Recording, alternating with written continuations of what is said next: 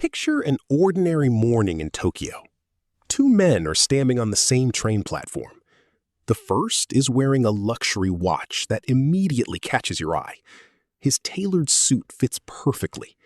The phone in his hand is the newest model released just a few weeks ago.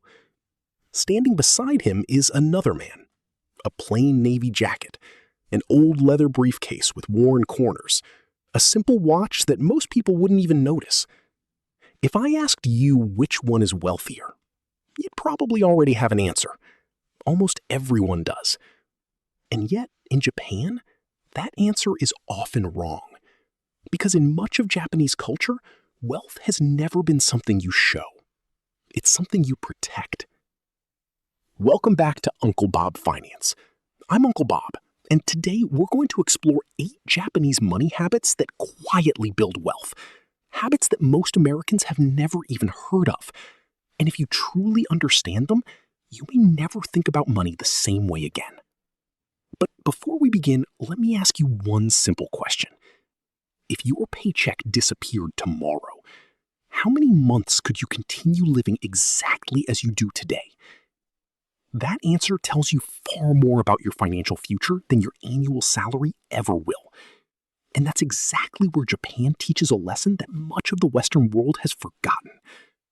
By the way, if your goal isn't just to save more money, but also to build multiple income streams, many people in the Uncle Bob Finance community are creating a second source of income through YouTube without ever showing their face using the YouTube Income Blueprint program. It's designed for people who want to build a long-term business around faceless YouTube channels. If you'd like to learn more, you'll find the link in the description and in the first pinned comment. Now, let's go back to Japan. When people visit Tokyo for the first time, they expect to see a city overflowing with displays of wealth. After all, Japan is one of the world's largest economies. You'd expect luxury cars on every corner, designer brands everywhere, people constantly showing that they've made it. Instead, many visitors notice something completely different. Successful executives riding the subway, millionaires eating lunch in tiny neighborhood restaurants, families worth millions of dollars driving the same reliable Toyota they've owned for over a decade. Why? Because in Japan, people often ask a completely different question before buying something. Not, can I afford this? But, will this actually improve my life? That sounds like a tiny difference. In reality, it changes everything. And it brings us to the first habit. The Japanese don't buy to impress. They buy to keep. Imagine 2 people. The first buys a $120 jacket that falls apart after 2 winters. The second spends $450 on a beautifully made jacket that lasts 20 years. Who actually spent less? At first glance, the cheaper jacket seems like the smarter purchase. But our brains naturally focus on today's price. They rarely calculate the lifetime cost. In Japan, there's a deep respect for craftsmanship. Objects aren't meant to be replaced every season. They're meant to be maintained, repaired, used, and appreciated. As a result, money leaves the wallet far less often. And every dollar that stays invested, instead of constantly replacing things, has more time to grow on its own. Here's what most people completely overlook. Every purchase has 2 prices. The one you see and the one you don't. The visible price is printed on the tag. The invisible price follows you for years. Buy a luxury car, and suddenly the old garage doesn't feel good enough. Move into a larger home, and now every empty room seems to need furniture. Upgrade one part of your lifestyle, and everything around it quietly starts asking to be upgraded too. One purchase creates 10 more. The Japanese have understood this chain reaction for generations. Not because they dislike nice things, but because they know the most expensive part of buying something is often everything that comes after it. Now, here's the second habit. And on the surface, it's almost boring. But over 30 years, it creates a completely different financial life. The Japanese save first, then they spend, not the other way around. Those 2 sentences sound almost identical. They're not. Imagine two workers earning exactly the same salary. The first pays all of their bills, enjoys whatever they want during the month, and tries to save whatever happens to be left over. The second automatically moves part of every paycheck into investments the very day the money arrives. Then they simply build the rest of their lifestyle around what's left. Same income, same job, same opportunities, completely different future. Why? Because the first person has to negotiate with themselves every single month. The second person already made the decision before temptation even showed up. And that's one of the biggest differences between people who become wealthy And people who only intend to. Most people think discipline is about having incredible self-control. It isn't. It's about building systems that work even on the days you don't feel motivated.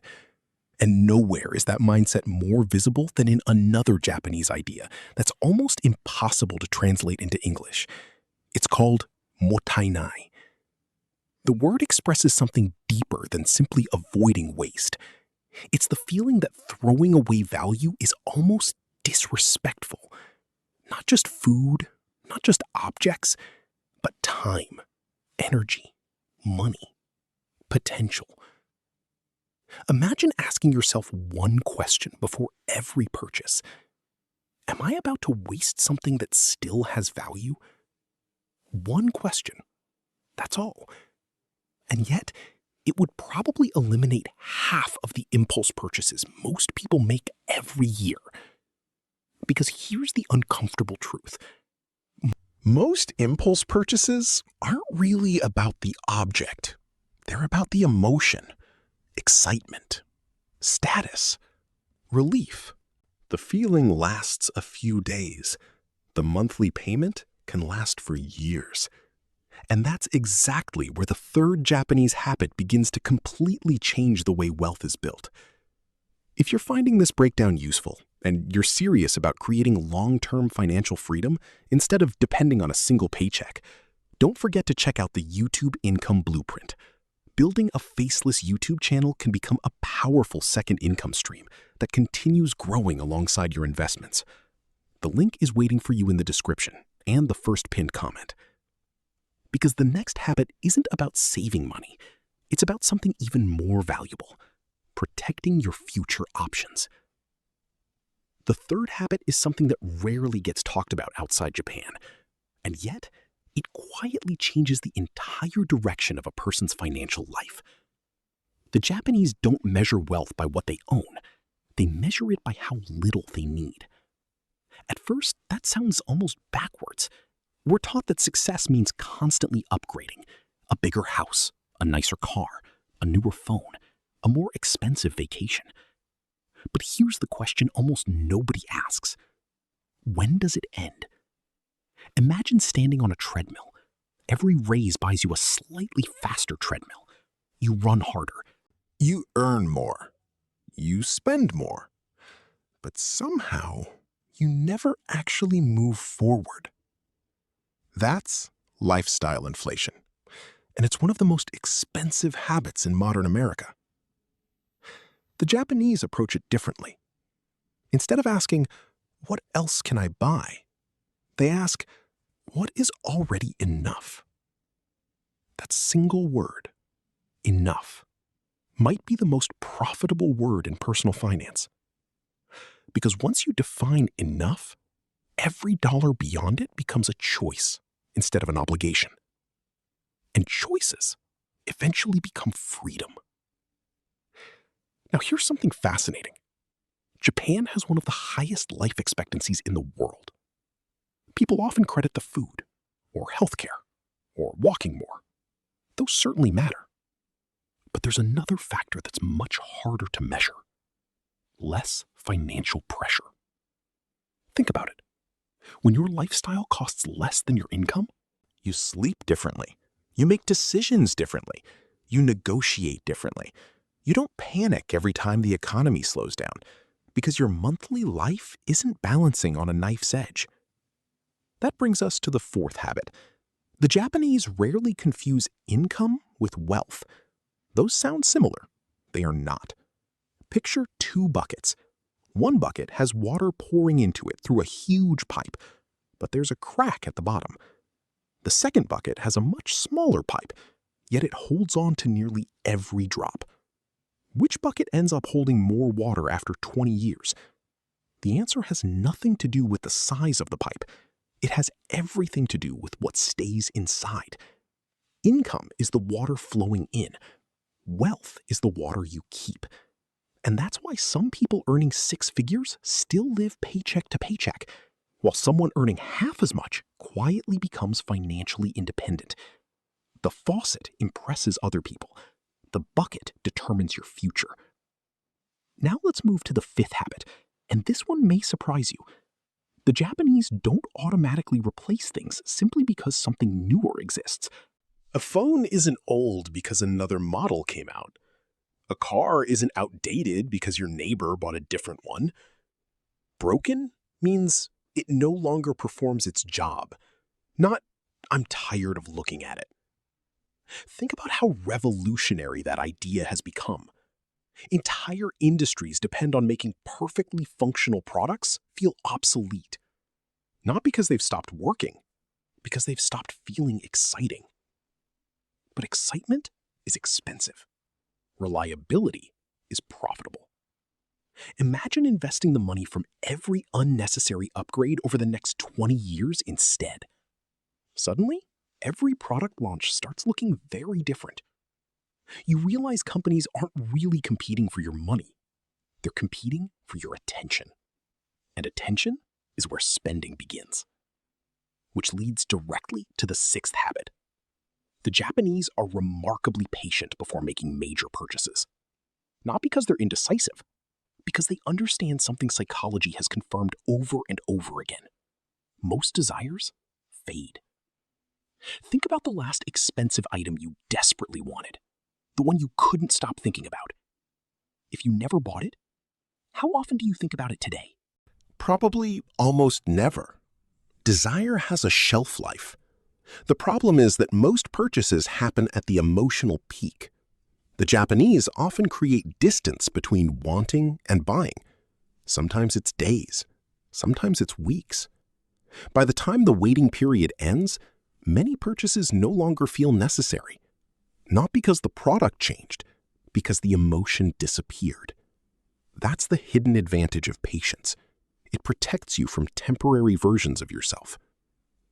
Now, here's the 7th habit, and this one may be the quietest of them all. The Japanese invest in stability before luxury. Emergency savings, insurance, reliable income, long-term investments. Only after those foundations exist does lifestyle become a priority. Most people reverse that order. They buy the lifestyle first, then hope stability eventually catches up. It's like decorating a house before pouring the foundation. It may look impressive until the first storm arrives. Life always brings storms. A recession, a medical emergency, a layoff, a family crisis. The people who appear calm during those moments usually aren't lucky. They're prepared. And preparation almost always looks boring, right up until the day it becomes priceless. Which brings us to the 8th and final habit, the habit that quietly connects everything we've talked about today. The Japanese understand that real wealth buys something money itself cannot. Options. Imagine 2 coworkers, same age, same education, same salary.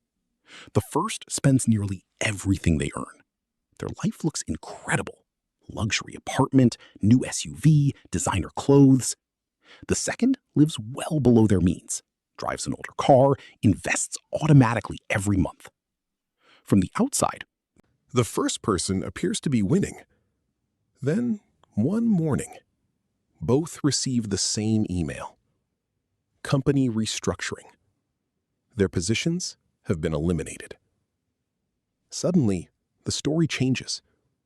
The first person has only weeks before bills become impossible. Every decision is driven by urgency. Every job offer must be accepted. The second person has something far more valuable than money: time. The freedom to choose carefully. The ability to say no. The confidence to wait for the right opportunity. Same salary, same starting point, completely different ending. Because wealth was never about appearances. It was always about options. And that's why the richest habit isn't buying less. It's buying yourself more freedom. Every dollar you don't spend trying to impress strangers quietly purchases another piece of your future. Another month of security. Another opportunity. Another choice. Go back one last time to that train platform in Tokyo. The man with the expensive watch. The man with the old leather briefcase. You see them differently now. Because you understand something that isn't written on a price tag. The goal was never to look wealthy. The goal was never to collect status symbols. The goal was always freedom. And freedom is remarkably quiet. It doesn't need a luxury badge. It doesn't need applause. It doesn't need strangers' approval. It simply gives you the ability to live life on your own terms. Here on Uncle Bob Finance, that's what we're really trying to build. Not just bigger bank accounts, but bigger choices. Because in the end, the wealthiest person in the room isn't the one who spends the most. It's the one who needs the least. And once you understand that, you've already started playing a completely different game. If you enjoyed this video and want to learn more about building real, lasting wealth, make sure to subscribe to Uncle Bob Finance. We post new videos every week to help you make smarter financial decisions and build true financial freedom. And if you're ready to create a second source of income instead of relying on just one paycheck, check out the YouTube Income Blueprint. It will show you how to build a faceless YouTube channel without ever showing your face. You'll find the link in the description and in the first pinned comment. Until next time, remember, real wealth doesn't make noise. It creates freedom.